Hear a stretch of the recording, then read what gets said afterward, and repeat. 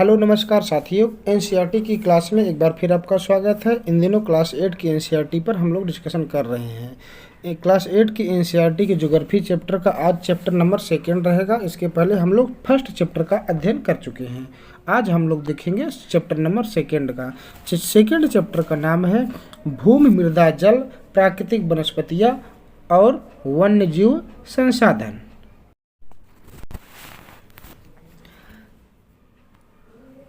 सबसे पहले इसमें हम देखेंगे कि इसमें ये बताया गया है,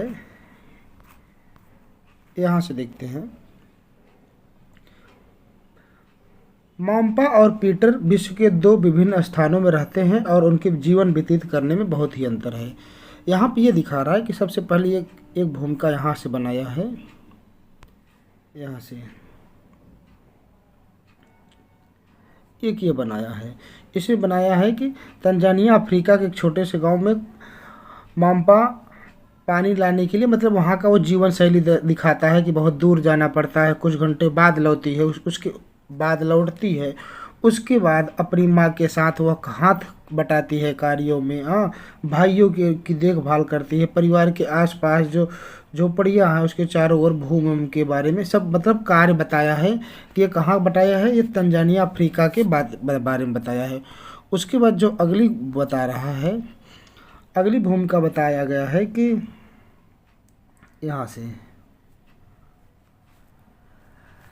से बताया गया है कि पीटर न्यूजीलैंड के भेड़ पालन प्रदेश के मध्यवर्ती भाग में रहता है, जहाँ उसका परिवार ऊन प्रक्रमण करने का कारखाना चलाता है। और उसके साथ वह अपने चाचा के साथ अपनी भेड़ों की देखभाल करता है। भेड़ों का बाड़ा भी है। वहाँ पे जो नवीन प्रौद्योगिकी है उनके बारे में बताया गया है कि पीटर किस प्रकार से अपना जीवन वहाँ पे व्यतीत कर रहा है, जैविक कृषि कर रहा है, सब्जियाँ खुद से उगा रहा है। उसके बारे में बताया गया है। अब इन दोनों के माध्यम से आगे यहाँ से देखते हैं। कहानी की शुरुआत यहाँ से होती है। यहाँ से माम्पा और पीटर विश्व के दो विभिन्न स्थानों में रहते हैं और उनके जीवन व्यतीत करने का जो है बहुत ही ज़्यादा अंतर है। यह भिन्नता किस आधार पे है, यह अंतर किस आधार पे है, तो उसके लिए बता रहा है कि यह जो अंतर है वह गुणवत्ता के आधार पर मृदा, जल, प्राकृतिक वनस्पतियाँ, प्राणी, प्रौद्योगिकी के कारण भिन्नता है। इन स्थानों का एक दूसरे से भिन्न होने का मुख्य कारण इस प्रकार के संसाधन की उपलब्धता है, इसको बता रहा है। यहाँ से थोड़ा देखते हैं, इसमें कुछ दिया है इंपॉर्टेंट चीज़। विश्व की 90% जनसंख्या भूमि के क्षेत्र के 30% भाग पर रहती है और शेष 70% भूमि या तो विरल जनसंख्या है या वह निर्जन है। ये उसके बारे में बता रहा है। तो इस प्रकार से जो भूमि के बारे में बताया है कि एक बहुत बड़े भाग को अगर देखा जाए तो जो विश्व की 90% जनसंख्या है वो कैसी है, वहाँ की जनसंख्या भूमि क्षेत्र का 30% ही है। मतलब विश्व की 90% जनसंख्या क्षेत्र के 30% भाग पर ही रह रही है। तो ये एक बहुत बड़ा अंतर है। अब शुरुआत करते हैं चैप्टर की, जिसका नाम है भूमि। इसके बारे में देखते हैं। भूमि के बारे में सबसे पहले क्या बताया है, इसने बताया है कि भूमि प्राकृतिक संसाधनों में भूमि भी शामिल है ना। भूपृष्ठ के कुल क्षेत्रफल का लगभग 30% भाग भूमि है। तो 30% अगर भूमि है तो बाकी 70% क्या रहेगा, पानी रहेगा, वाटर रहेगा। यही नहीं, इस थोड़े से प्रतिशत से भी सभी भाग का आवास योग्य नहीं है। अब आगे बताता है कि भूमि और जलवायु के भिन्न लक्षणों के कारण विश्व के विभिन्न भागों में जनसंख्या का वितरण असमान पाया जाता है। मतलब जो विश्व के सभी भागों में जो जनसंख्या का अलग अलग वितरण है उसका कारण क्या बता रहा है कि भूमि और जलवायु की भिन्नता के कारण है। आगे बढ़ते हैं तो कैसी भूमि का वितरण किस प्रकार से है, कहीं ऊबड़ खाबड़ है तो कहीं पर्वत है तो कहीं ढाल है तो कहीं जल है, कहीं मरुस्थल है तो कहीं सघन वन है, कहीं सघन वन विरल वन है, निर्जन है, कहीं कुछ है ही नहीं। वही मैदानों और नदी घाटियों में कृषि के लिए उपयुक्त भूमि उपलब्ध है। इसके लिए ये स्थान विश्व के सघन क्षेत्र माने जाए हैं। मतलब जो कृषि के लिए सबसे अच्छी भूमि माना गया है वो कौन सा है, कृषि के लिए उपयुक्त भूमि माना गया है और मैदान जो हैं उर्वरक वाले मैदान और नदी के जो घाटी है, उससे भी नदियों का क्षेत्र बहुत ही ज़्यादा उपजाऊ होता है। तो इसमें इस पूरे चैप्टर में अभी तक जो यहाँ पे दिखाया है वो मुख्य रूप से भूमि के बारे में बताया है कि भूमि विश्व के क्षेत्रों में हर जगह अलग अलग प्रकार से पाई जाती है और वहाँ की जो उपजाऊ है, वहाँ की जो भूमि योग्य है, कृषि योग्य, वो सब अलग अलग प्रकार से वहाँ के जलवायु वातावरण के अनुसार। अब देखते हैं भूमि का उपयोग। इसमें बता रहा है कि भूमि का उपयोग किसके लिए किया जाता है। तो भूमि का उपयोग अगर देखें तो किसके लिए किया जाएगा, कृषि के लिए, वानिकी, खनन, सड़कों, उद्योगों की स्थापना के लिए किया जाता है। साधारण इसे भूमि उपयोग कहते हैं, मतलब भूमि का उपयोग जिन कार्यों के लिए करते हैं उसे भूमि उपयोग कहते हैं। उसके बाद भूमि का उपयोग भौतिक कारकों द्वारा निर्धारित किया जाता है। भूमि का उपयोग भौतिक कारकों द्वारा निर्धारित किया जाता है। स्थलाकृति, मृदा, जलवायु, खनिज, जल की उपलब्धता, मानवीय कारक जैसे जनसंख्या और प्रौद्योगिकी भी भूमि उपयोग के महत्वपूर्ण निर्धारक हैं। तो अब यहाँ से थोड़ा देखते हैं। साझा संपत्ति संसाधन क्या होता है। स्वामित्व के आधार पर भूमि को निजी भूमि और सामुदायिक भूमि में बांटा जा सकता है। निजी भूमि क्या होगा, जिस पे किसान खुद एक तरह से अपनी खुद की खेती करेगा, वो निजी भूमि कहते हैं। निजी भूमि व्यक्तियों के स्वामित्व की होती है। हाँ, वही सामुदायिक क्या होता है, सामुदायिक जो है भूमि स्वामित्व में होती है, मतलब किसी दूसरी भूमि रहती है। हाँ, सामान्य रूप से इसका उपयोग समुदाय से संबंधित व्यक्तियों के लिए किया जाता है, मतलब उस समुदायों के लिए छोड़ देता है, जिससे लोग उसका प्रयोग चारा के लिए, फलों के लिए, औषधि जड़ी बूटियाँ एकत्रित करते थे। इस सामुदायिक भूमि को साझा संपत्ति संसाधन भी कहते हैं। आगे बढ़ते हैं। जनसंख्या की मांग सदैव बढ़ती रहती है और भूमि की उपलब्धता क्या है, भूमि तो सीमित ही रहेगी। हाँ, स्थान के अनुसार भूमि की गुणवत्ता में अंतर होता है। लोग सामुदायिक भूमि पर व्यापारिक क्षेत्र बनाने के, नगरीय क्षेत्रों घर बनाना, ग्रामीण क्षेत्रों की कृषि योग्य भूमि का विस्तार करने के लिए अनाधिकृत हस्तक्षेप करना शुरू कर दिया है। इसका कहने का तात्पर्य है कि जहाँ भी लोग हैं कहीं न कहीं अपने वंश चलाने के लिए उनको जनसंख्या की आवश्यकता है, वो लगातार बढ़ा रहे हैं। और उसके बाद जब जनसंख्या बढ़ा रहे हैं तो उसके साथ में वो अपने लिए जैसे जो व्यापार कर रहा था व्यापारिक क्षेत्र में, और जो नगर में रह रहा है वो नगरीय क्षेत्र में घर बनाने के क्षेत्र में, और जो गांव में रह रहा है अपने कृषि के लिए लगातार भूमि का उपयोग कर रहा है। आज भूमि का उपयोग प्रतिरूप में व्यापक परिवर्तन हमारे समाज में सांस्कृतिक परिवर्तन को दर्शाते हैं। वर्तमान में कृषि निर्धारण संबंधी गतिविधियों के प्रसार के कारण निम्नीकरण, भूस्खलन, मृदा अपरदन, मरुस्थलीकरण पर्यावरण के लिए प्रमुख खतरा है। इसका कहने का तात्पर्य है कि जब लगातार क्या होगा, लगातार जब जनसंख्या बढ़ रही है और जनसंख्या बढ़ेगी तो उनकी मांग बढ़ती रहेगी, हमेशा मांग बढ़ती रहेगी। तो उसको क्या होगा, जो पहले जितनी भूमि थी कृषि होती थी वो धीरे धीरे घर बनाना, आवाजाही के लिए साधनों के लिए रोड बनाना, बिजली बनाना, मकान बनाना, फैक्ट्रियाँ लगाना, अपने कार्य को बढ़ाता रहेगा। तो अब भूमि तो वही है, तो भूमि का उपयोग धीरे धीरे बढ़ जाएगा। तो उससे क्या होगा, उससे जो है भूमि की कमी होने लगेगी। अब इसमें ये दिखाया है यहाँ से कि सबसे पहले इसमें ये दिखाया है कि यहाँ पहले वाले फिगर में अगर देखें हम इसको देखेंगे तो पहले देखिए कितने एक छोटा सा यहाँ से रास्ता निकला है, वो भी मिट्टी का रास्ता रहता था। मिट्टी का रास्ता के होने के साथ साथ जो घर होते हैं वो किस प्रकार से झोपड़ियों को होते थे, मतलब ज़्यादा यहाँ पे कोई ऐसी चीज़ नहीं यूज की गई थी जिससे जो है भूमि के हानि पहुँचे। और साथ में इधर देखिए फसल का रहता था, तो मतलब क्या है कम रास्ता। उसके बाद सेकेंड स्टेप में दिखा रहा है कि बढ़ता जा रहा है रोड का क्षेत्र, हाँ, झोपड़ी सट के मकान आ गया। उसके बाद आगे चल के तीसरे में दिखा रहा है कि उसका भूमि के उपयोग से किस प्रकार से देखिए रोडों का विकास हुआ, मकानों का विकास हुआ, इधर घर बन गए और धीरे धीरे आते आते समय के साथ रोड का चौड़ीकरण हुआ और जो फसल योग्य के लिए कृषि योग्य भूमि थी सब खत्म हो गई, सब इंडस्ट्री घर मकान बनना शुरू हो गए। अब आगे देखते हैं भूमि संसाधन का संरक्षण, मार्कर ले लेते हैं। भूमि संसाधन का संरक्षण कहने का मतलब जो भूमि संसाधन है, जो हमारी भूमि है एक संसाधन के रूप में, उसका संरक्षण कैसे किया जा सकता है। पहले ये देख लेंगे कि ये खतरा इस पर कैसे है। खतरा इसलिए है क्योंकि बढ़ती जनसंख्या और बढ़ती मांगों के कारण भूमि कृषि योग्य बड़े पैमाने पर विनाश हुआ, क्योंकि कहीं न कहीं हर कोई यूज में लगा हुआ है भूमि का। प्राकृतिक संसाधन समाप्त होने का डर हो गया है, इसलिए विनाश की समस्या वर्तमान दर को अवश्य रोकना चाहिए। कैसे रोकना जाएगा? वनारोपण, वन लगा के, भूमि उद्धरण, रासायनिक कीटनाशकों और उर्वरक का नियमित उपयोग करके इसे आदि को भूमि को संरक्षण बनाया जा सकता है। आगे देखते हैं मृदा। मृदा को देखते हैं। मृदा क्या है?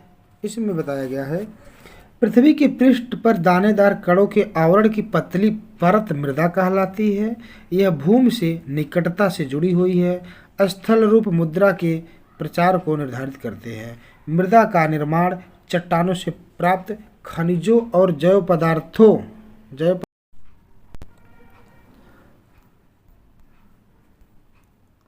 तथा भूमि पर पाए जाने वाले खनिजों से होता है। यह अपक्षय की प्रक्रिया के माध्यम से बनती है और खनिजों को जैव पदार्थों का सही मिश्रण मृदा को उपजाऊ बनाती है।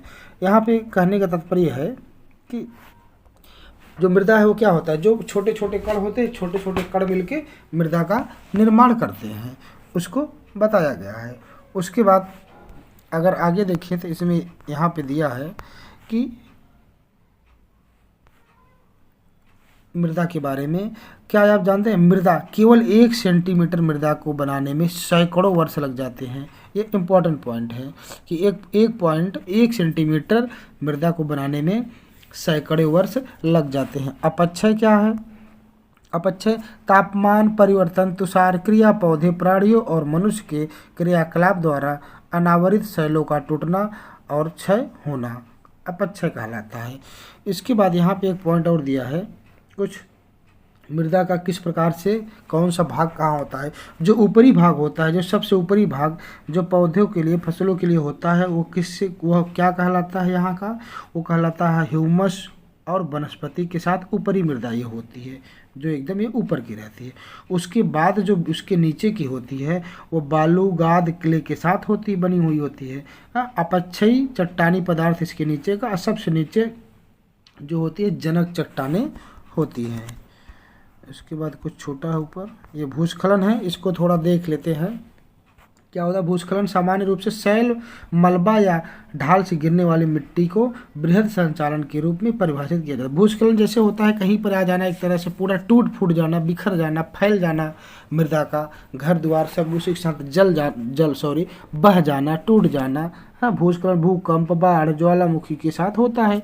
भूस्खलन मतलब एक तरह से ऐसे होता है जैसे टूटकर बिखर जाना। इसमें बस हो गया, आगे बढ़ते हैं। अच्छा, यहाँ पे एक पॉइंट और दिया है, इसको देख लेते हैं। मृदा जो है, मृदा के लिए कैसे होती है, मृदा कैसे बनती है? जनक, शैल, रंग, संगठन, रासायनिक गुण धर्म, खनिज मात्रा, पारगम्यता को निर्धारित करती है। दूसरी चीज, जलवायु, तापमान, वर्षा, अपक्षय और ह्यूमस निर्माण की दर को प्रभावित करती है। किसको प्रभावित करती है?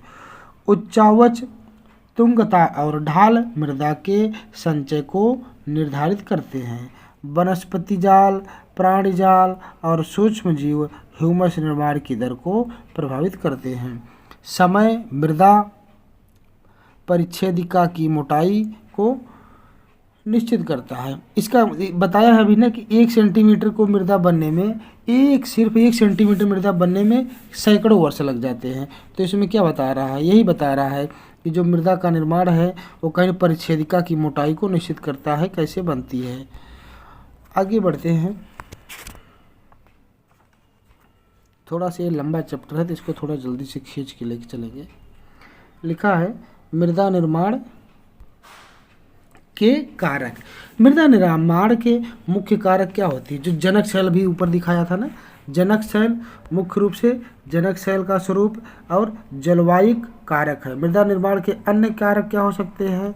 जैव पदार्थों की भूमिका और मृदा के संगठन में लगा समय अलग अलग स्थानों में ये भिन्न भिन्न होते हैं मृदा के निर्माण के लिए। यहाँ कुछ पॉइंट दिया है। भारत में जलोढ़, काली, लाल, लैटराइट, मरुस्थलीय और पर्वतीय प्रकार की मृदाएं हो सकती है। विभिन्न प्रकार की मृदाओं की एक एक यहाँ तक ये बता रहा है कि मतलब मृदा के जो प्रकार हैं उसको बताया है। मृदा का निम्नीकरण और संरक्षण के उपाय। संरक्षण के उपाय क्या क्या हो सकता है? देखिए, मृदा अपरदन और क्षीणता मृदा संसाधन के लिए दो मुख्य खतरे हैं। मानवीय और प्राकृतिक दोनों ही कारकों से मृदाओं का निम्नीकरण हो सकता है। मृदा निम्नीकरण में सहायक कारक क्या क्या हो सकते हैं? मतलब एक तरह से देखा जाए तो जो उसका मृदा को निम्नीकरण से के लिए बोला गया है। वनोन्मूलन मतलब क्या होता है? मृदा कैसे मृदा का क्या हो सकता है? निम्नीकरण मतलब निम्न होना, मतलब कम होना, कटना या खराब हो जाना, बह जाना निम्नीकरण होता है। तो कैसे हो सकता है? मृदा का निम्नीकरण होने के लिए पहले क्या हो जाएगा? देखो, वनोन्मूलन मतलब वन का लगातार कटाई, इसमें दिखाया भी है। जब वन कट जाएगा तो कहीं न कहीं मिट्टी का कटाव हो जाएगा। अतिचारण अधिक चराई करना, रासायनिक उर्वरक डालने से भी वहाँ की वनस्पतियाँ खत्म होती हैं। और कीटनाशकों का अत्यधिक उपयोग, वर्षा अधिक लगातार वर्षा, भूस्खलन हो जाना, बाढ़ आदि से मृदा की संरक्षण की कुछ विधियाँ निम्न प्रकार हैं। मतलब मृदा का जो निम्नीकरण हो रहा है इन्हीं सब कारण से हो रहा है। मृदा का कटना बहना होता है। अब इसको संरक्षण कैसे बनाएंगे, इसको हम कैसे सुरक्षित बनाएंगे, उसको देखना है। पहला क्या कह रहा है? पहला ये बता रहा है कि मल्च बनाना है। ये क्या बता रहा है? पौधे के बीच अनावृतित भूमि जैव पदार्थ से घास फूस से ढक दी जाती है। इससे मृदा की आर्द्रता रुक जाती है। और दूसरा क्या होगा? वेदिका फम। यहाँ से देखते हैं वेदिका फम क्या होता है। जैसे यहाँ ये दिखाया है, इसमें बता रहा है कारण कि चौड़े समतल सोपान अथवा वेदिका तीव्र ढालों पर बनाए जाते हैं ताकि सपाट सतह पर फसल उगने के लिए उपलब्ध हो जाए। इनसे पृष्ठीय प्रभाव और मृदा अपरदन कम हो जाती है। मतलब क्या होती है? एक तरह से देखा जाए तो एक तरह से इससे वेदिका बना दी जाएगी। वेदिका बना देने से उससे क्या होता है कि जो दूर थे एक ढाल में आना, पानी का आना या एक साथ बहुत सारे कट के ले जाना, उसको रोकता है वेदिका। अगला है समुच्चरेखीय जुताई। समुच्चरेखीय जुताई क्या होती है? पहाड़ी ढाल पर समुच्चरेखियों के समांतर जुताई ढाल से नीचे बहते जल के लिए एक प्राकृतिक अवरोध का निर्माण करती है। मतलब ढाल है तो उसकी जुताई कहीं न ऐसा ढाल पे ना करें, एक ऐसी जुताई करें ऐसे जिससे कि वो पानी बहे तो एकदम वहीं रुका रहे, एकाएक सीधे नीचे न आए। रक्षक मेखला। तटीय प्रदेशों और शुष्क प्रदेशों में पवन गति रोकने के लिए वृक्ष कतारों में लगाए जाते हैं ताकि मृदा आवरण को बचा सके। जैसे कभी कभार इधर नदियों के किनारे भी देखा जाएगा, रेत को वहाँ से रोकने के लिए क्या करते हैं, पूरा ये रेत है तो सीधे ऐसे लाइन में यहाँ पे कुछ सूखे जो है खरपतवार खड़े कर दिए जाते हैं। जैसे यहाँ की रेत उड़ के जाएगी अगर तो यहाँ रुक जाएगी यहाँ पर, फिर अगर यहाँ से उड़ेगी तो इसमें रुक जाएगी, यहाँ से उड़ेगी यहाँ तक जाएगी। तो इस प्रकार से रक्षक मेखलाएँ भी हैं जो मृदा को बनाए रखती हैं। समुच्चरेखीय रोधिकाएं बनाने के लिए पत्थर घास मृदा का उपयोग किया जाता है। रोधिकाओं के सामने जल एकत्र करने के लिए खाइयाँ बना दी जाती हैं। अब इसको थोड़ा सा देख लेते हैं, ये क्या कह रहा है, ये क्रियाकलाप बताया, इसको बाद में देखेंगे। आगे बढ़ते हैं। मृदा को रोकने के लिए, मृदा को सुरक्षित रखने के लिए ये सारे उपाय बताए गए। अगला बताया है चट्टान बांध है। यह जल के प्रवाह को कम करने के लिए बनाए जाते हैं। यह नालियों की रक्षा करते हैं और मृदा को क्षति से रोकते हैं। चट्टानों से बांध बनाना। बीज की फसल उगाना। बीज की फसल क्या होता है? वर्षा दोहन से मृदा को सुरक्षित रखने के लिए अलग अलग समय भिन्न भिन्न फसलें एकांतर कतारों में उगाई जानी चाहिए। देखिए, बीज की फसल होती है जैसे एक फसल के बीच में फसल जो लगी हुई है उसकी बीच में एक और फसल लगाना, मतलब ज़मीन खाली न पड़ने पाए कहीं ना कहीं, कि जो है वहाँ से मृदा का अपरदन हो। एक के बाद एक लगी रहेंगी तो पौधे के जकड़न से उसकी जड़ों के द्वारा एक ज़मीन बंधी हुई रहेगी। इसमें बताया है कि किस प्रकार से इसमें दिखाया है ये यहाँ पे पूरा पढ़ेंगे तो समझ में आएगा। इसको ऐसे कर लेते हैं। हाँ, अब कि इसमें ये कह रहा है कि पहले आप एक 2 ट्रे लेंगे। ट्रे लेने के बाद आप सीधा इसमें एक मिट्टी डालिए और इसमें भी मिट्टी डालिए। इसको एकदम सूखा छोड़ दीजिए, कुछ मत करिए। इसमें कुछ पौधे लगा दीजिए। उसके बाद कुछ दिनों बाद आप देखेंगे कि थोड़ा सा ढाल करके यहाँ पानी डालिए और यहाँ पानी डालिए, तो आप पाएंगे इसको जो पानी डालेंगे, आप पानी को इकट्ठा करेंगे यहाँ भी, तो जो इसके साथ है जिसमें पौधे नहीं उगे थे, इसमें देखेंगे तो पानी के साथ बहुत मिट्टी कट के जाएगी। वहीं अगर इसमें पानी डालेंगे जिसमें पौधे हैं तो इसमें सिर्फ पानी जाएगा, मिट्टी का कटाव नहीं होगा। अर्थात वृक्षों को लगा करके भी कहीं न कहीं मिट्टी के कटाव को रोका जा सकता है। अब आ गया अगला जो है टॉपिक, जल। जल को थोड़ा सा फास्ट देख लेते हैं क्योंकि इसमें ज़्यादा बातें इंपॉर्टेंट अभी यहाँ नहीं है। इसमें देखते हैं, इसमें बताया जा रहा है कि मानव जीवन का जो जल है एक महत्वपूर्ण संसाधन है। पृथ्वी का 3/4 भाग जो है जल से ढका हुआ है, इसलिए इसे जल ग्रह भी कहते हैं ना। लगभग 3.5 अरब वर्ष पहले जीवन जो है महासागरों में ही प्रारंभ हुआ था। कहने मतलब जो पृथ्वी पर जीवन है वो सबसे पहले कहाँ एक इम्पॉर्टेंट पॉइंट है, पृथ्वी पर जीवन सबसे पहले कहाँ प्रारंभ हुआ था? महासागरों में। इसमें जीवन प्रारंभ होने का तात्पर्य ये नहीं है कि मनुष्य की ही बात की जाए, कोई भी जो भी बैक्टीरिया, जो भी जीव पृथ्वी पर पैदा हुआ उसकी बात कर जा रहा है। और उसके बाद देखेंगे महासागर की सतह के पृथ्वी का 2/3 भाग को ढके हुए है, मतलब 2/3 भाग क्या है? महासागर हुआ है। उसके बाद आगे देखते हैं महासागरों का जल कैसा है? लवणी है, सभी को पता है। जो महासागर उसका जल कैसा है? खारा है और मानवीय उपयोग के लिए बिल्कुल उपयुक्त नहीं है ना। वहीं पर अगर शुद्ध जल की बात करें, जो खारा जल नहीं है, तो वह सिर्फ 2.7% ही है। हाँ, इसका लगभग 70, जो उसमें भी 2.7% में भी लगभग 70% कैसा है? बर्फ के रूप में पड़ा हुआ है। हाँ, अंटार्कटिका, ग्रीनलैंड पर्वतीय प्रदेशों में जो पाया जाता है। हाँ, अपनी स्थिति के कारण ये मनुष्य की पहुंच से बाहर है, मतलब बर्फ है वहाँ पे, ठंडी ज़्यादा है तो मनुष्य की पहुंच से बाहर है। केवल 1% अलवणीय जल, मतलब खारी जल जो नहीं है, उपलब्ध है, वह मानव उपयोग के लिए उपयुक्त है। यह भूमि जल नदियों और झीलों के में पृष्ठीय जल के रूप में तथा वायुमंडल में जलवाष्प के रूप में पाया जाता है। मतलब 1% जो बचा हुआ है पीने वाला, वो भी कहाँ है? नदियों में है, झीलों में है, वायुमंडल में वाष्प के रूप में पाया जाता है। यहाँ एक इम्पोर्टेंट तथ्यात्मक बात दिया है कि वर्ष 1975 में मानव उपयोग के लिए जल की खपत 3850 घन किलोमीटर प्रति वर्ष थी, जो 2000 में बढ़कर 6000 घन किलोमीटर प्रति वर्ग से भी अधिक बढ़ गई है। तो क्या है, कहीं ना कहीं खपत बढ़ ही रही है। यहाँ भी एक दिया है ये छोटा सा पॉइंट कि एक टपकता नल एक वर्ष में 1200 लीटर जल व्यर्थ करता है, ऐसा बताया जा रहा है।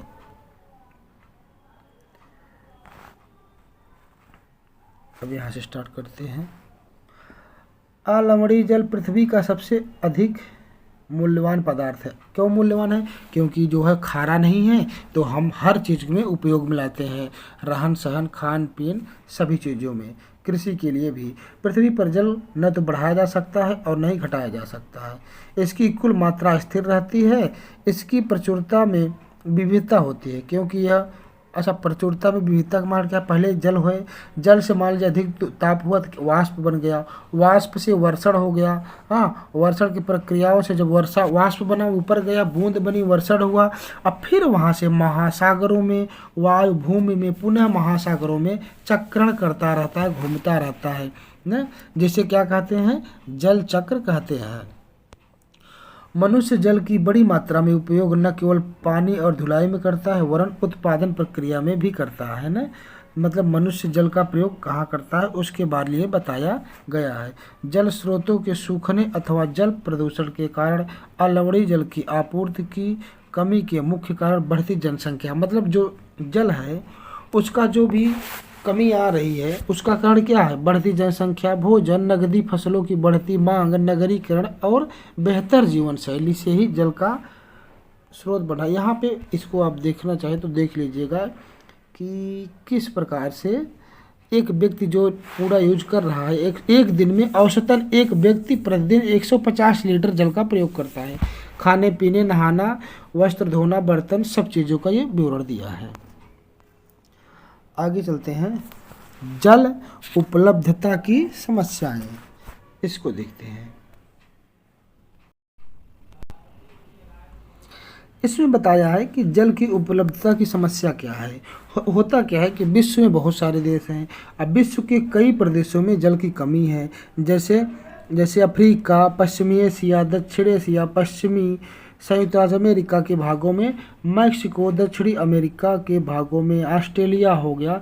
यहाँ पर सब क्या है, अलवणीय जल मतलब शुद्ध जल की क्या है, कमी का सामना ये सब कर रहे हैं। ये देश क्या चाहते हैं, तो उस जब कमी होगा तो इन प्रदेशों में अक्सर क्या होगा, जब शुद्ध पानी नहीं है तो सूखा पड़ा रहेगा, और सूखा पड़ने से वहाँ की एक समस्या बनी रहती है, सूखा पड़ जाता है। उनमें जलाभाव की अधिक समस्या है, क्योंकि जल जब नहीं रहेगा तो सूखा पड़ने के चांस ज़्यादा रहेंगे। इस प्रकार जल का अभाव मौसमी अथवा वार्षिक वर्षण में विविधता के परिणाम स्वरूप हो सकता है, अथवा अति उपयोग और जल स्रोतों के संदूषण के कारण भी जल अभाव हो सकता है। जल अभाव के कई कारण बता दिए गए हैं।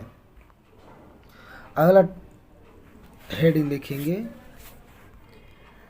जल संसाधनों का संरक्षण। संरक्षण कैसे किया जाएगा? हाँ, अब विश्व में शुद्ध तथा पर्याप्त जल स्रोतों तक पहुंचना एक बड़ी समस्या है ना।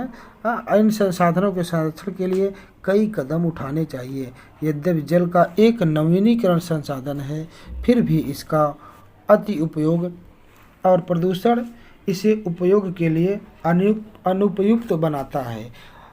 अतिशोधित या आंशिक रूप से शोधित वाहित मल कृषि, मतलब इसमें कहने का मतलब है कि जो क्या हो रहा है, जो जल है वो कहाँ कृषि रसायनों के लिए, मतलब जो अब दवा यूज की जा रही हैं, इनमें शामिल नाइट्रेट धातुएं,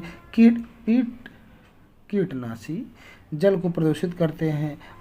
अधिकांश रसायन अजैव निम्नीकरण होने के कारण जल द्वारा मानव शरीर में पहुंच जाता है। ऐसे क्या होता है, इन प्रदूषकों को जल निकायों में छोड़ने से पूर्व बहिस्रावों को उपयुक्त विधि से शोधित करके जल को प्रदूषण नियंत्रण किया जा सकता है। वन और अन्य वनस्पतियां आवरण धरातली प्रवाह को मंद करते हैं, भूमि जल को पुनः पूरित करती है, जल संग्रह पृष्ठीय प्रवाह को बचाता है। तो ये संसाधन संरक्षण का कुल मिला के दिया गया है कि आप जो खरपतवार, जो चीज़ें यूज कर रहे हैं कीटनाशक, उनको किस प्रकार से रोका जा सकता है और कैसे रोका जा सकता है। जल की समस्या को रिसाव और वाष्पीकरण से होने वाली क्षति को रोक लेना है। उसके बाद सिंचाई की कौन सी विधियाँ अपनानी है, जैसे वाष्पीकरण, स्प्रिंकलरों प्रदेशों में ड्रिप सिंचाई अथवा टपक विधि का प्रयोग करके सिंचाई की इन विधियों को अपनाकर बहुमूल्य जल को संसाधन के रूप में सुरक्षित किया जा सकता है। आगे बढ़ते हैं, प्राकृतिक वनस्पति और वन्य जीव। अब इसके बारे में देखेंगे इस चैप्टर में। इसमें बताया गया है कि यहाँ से देखेंगे,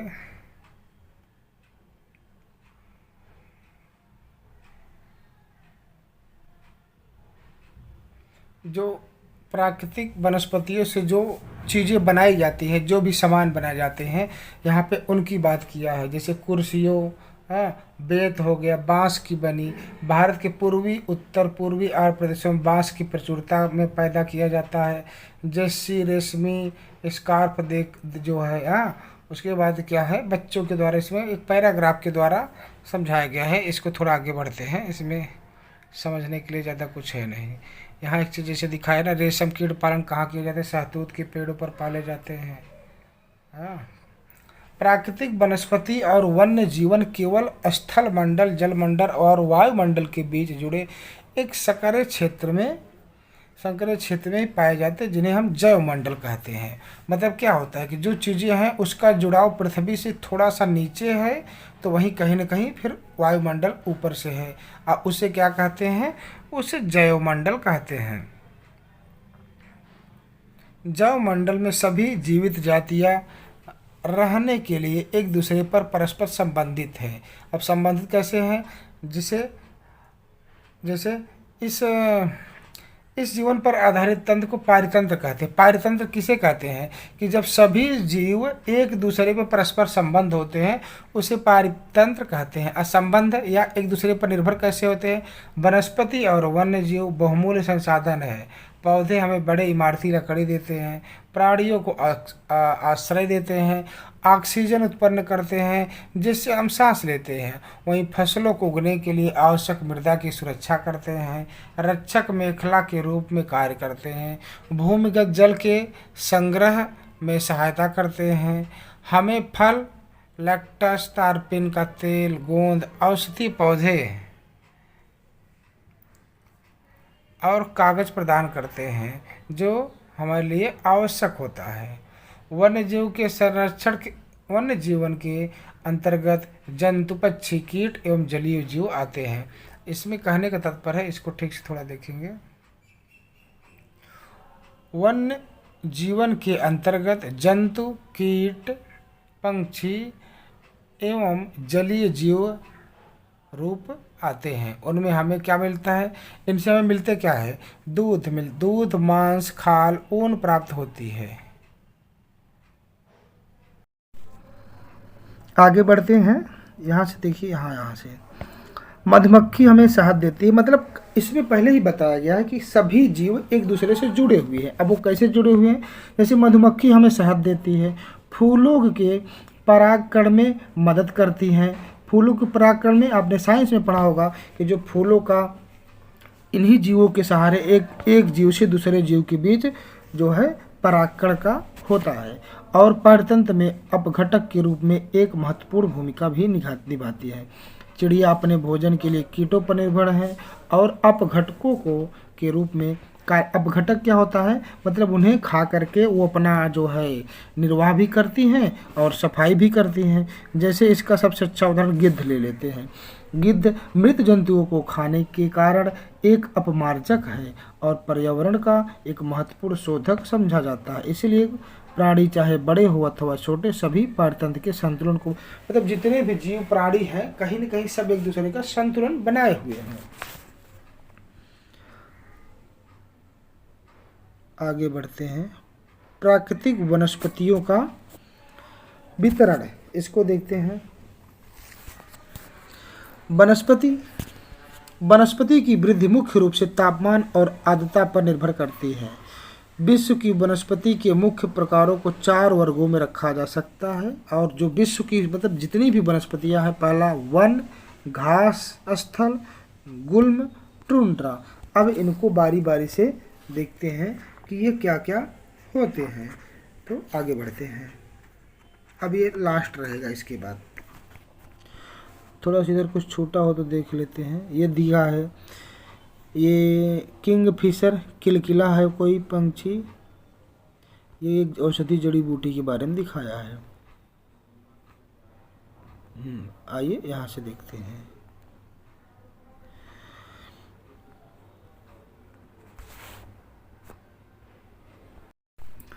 भारी वर्षा वाले क्षेत्रों में विशाल वृक्ष उग सकते हैं और जब विशाल वृक्ष उग जाएंगे तो इस प्रकार के वन प्रचुर जल आपूर्ति वाले क्षेत्रों में ही पाए जाते हैं।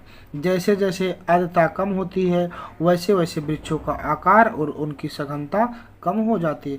सामान्य वर्षा वाले क्षेत्रों में छोटे आकार वाले वृक्ष और घास उगती हैं जिससे विश्व के घास स्थलों का निर्माण होता है।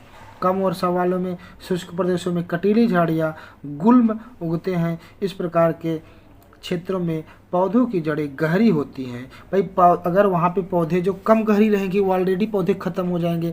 कम वर्षा होगी तो वहाँ पे वही पौधे अक्सर टिक पाते हैं जिनकी जड़ें नीचे तक जाती हैं और वो क्षेत्र ही एक ऐसा बन जाता है कि सिर्फ वहाँ नीचे जड़ी वाले पौधे रहेंगे। वाष्पोत्सर्जन से होने वाली आर्द्रता की हानि को घटाने के लिए इन पेड़ों की पत्तियां कांटेदार और मोमी सतह वाली होती हैं। शीत ध्रुवीय प्रदेशों की टुंड्रा वनस्पति में मांस और लाइकेन सम्मिलित है।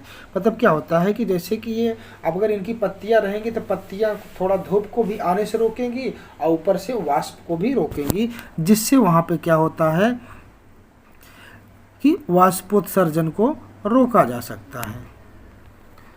यहाँ पे एक पॉइंट दिया है, पिछली 2 शताब्दियों में विश्व में जितने लोग इस समय उनसे कहीं अधिक लोग बढ़ती जनसंख्या के पोषण के लिए फसलों को उगाने के लिए वनों के विशाल क्षेत्रों से वृक्ष काट दिए गए। विश्व भर में वनों का आवरण तेजी से समाप्त हो रहा है। इस बहुमूल्य संसाधन के संरक्षण की तुरंत आवश्यकता है, क्योंकि जितने लोग हैं कहीं न कहीं वो वृक्षों को काट करके ही अपने जीवन निर्वाह को आगे बढ़ा रहे हैं। वृक्षों को काट करके अपने जीवन निर्वाह को आगे बना रहे हैं। अब ये क्या दिया है, ये बच्चों के द्वारा एक वर्क बनाया गया है।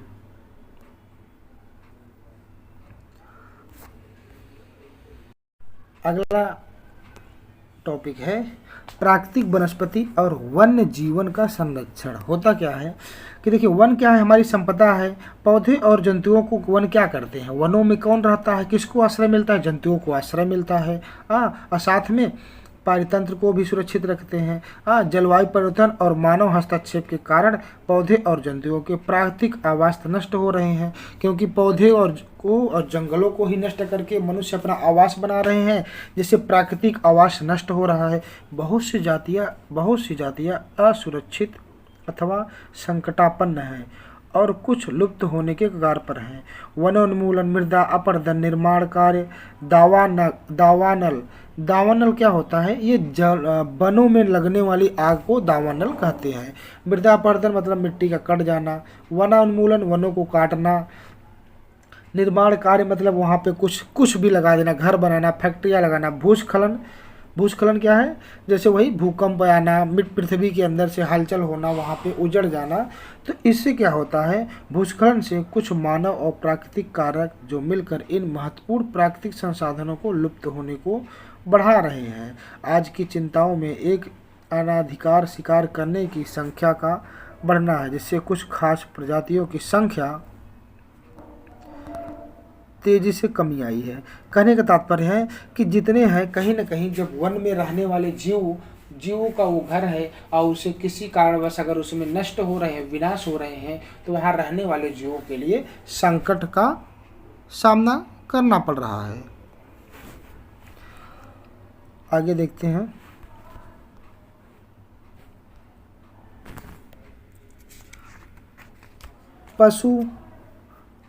पशु खाल, चमड़ा, नाखून, दांत और पंखों के साथ साथ सींगों के एकत्रीकरण और गैर कानूनी व्यापार के लिए जंतुओं का अनाधिकार शिकार किया गया। मतलब क्या है, अपने लाभ के लिए पौधों को किस तरह से हर चीज़ का, पशु का चमड़ा ले लेना, दांत लेना, हाथी का दांत ले लो, गैंडे के सींग, ये सब क्या है, उनका व्यापार किया जा रहा है। अब व्यापार करने से इनमें कुछ जंतु हैं जैसे चीता, शेर, हाथी, ब्लैकबक, मगरमच्छ, दरियाई घोड़ा, तेंदुआ, हिमतेंदुआ, शुतुरमुर्ग, मोर है। इनका संरक्षण जागरूकता बढ़ाकर किया जा रहा है। जब लोग उनको कहीं न कहीं मार रहे हैं, तो देखिए जैसे मोर को राष्ट्रीय पक्षी घोषित कर दिया गया है।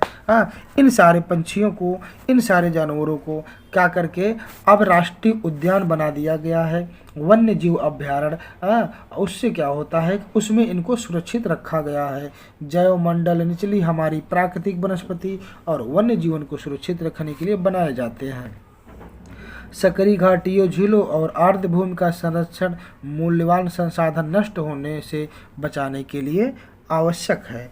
कहने का तात्पर्य है कि कहीं न कहीं जो पौधे, जो जीव हैं जंगलों में, उनको अगर उनका एक तरह से विनाश हो रहा है, तो उनको किया वन्य जीव अभ्यारण्य बना करके उनको वहाँ पर सुरक्षित रखा गया है, जिससे वो रह सके। आगे बढ़ते हैं, ये कुछ पिछले समय की दावानल अग्नि की जो आगे लगी हैं, उनको किस प्रकार से उसको दिखाया गया है। आगे बढ़ते हैं, शब्दावली में दिया है, राष्ट्रीय उद्यान क्या है? वर्तमान और भविष्य को पीढ़ी के लिए एक या एक से अधिक पारितंत्रों की पारिस्थितिक एकता की रक्षा के लिए नामित किया गया प्राकृतिक क्षेत्र। अब आगे बढ़ते हैं। यदि प्रजातियों की सापेक्ष संख्या को भंग न किया जाए तो पर्यावरण में संतुलन बना रहता है। विश्व के अनेक भागों में मनुष्य ने अपने क्रियाकलापों से अनेक जातियों के प्राकृतिक आवासों में उथल पुथल कर दी है। कहने का तात्पर्य है कि कहीं न कहीं जो जीव रह रहे हैं तो उनके जो है रहन सहन में समस्या है। अनेक पंछियाँ और जीव जंतुओं के अंधाधुंध शिकार के कारण या तो विलुप्त हो गए हैं या विलुप्त होने के कगार पर हैं। प्रादेशिक और सामुदायिक स्तर पर जागरूकता कार्यक्रम जैसे सामाजिक वानिकी वन महोत्सव को प्रोत्साहन करना चाहिए। ये सब बता रहा है कि कैसे इनकी सुरक्षा की जा सकती है। बहुत से देशों में पशुओं और पशुओं को मारने के और उनके व्यापार के विरुद्ध जो है क्या कर विरुद्ध है, मतलब मना कर दिया गया। भारत में शेर, चीता, हिरणों को, भारतीय सारंग और मोर को मारना क्या हो गया है? अवैध हो गया है।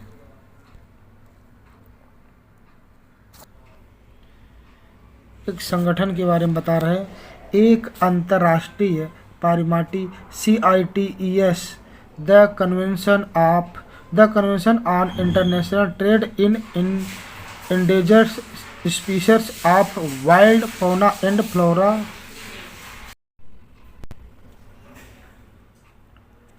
की स्थापना की गई है, जिसने प्राणियों और पंछियों की अनेक जातियों की सूची तैयार की है।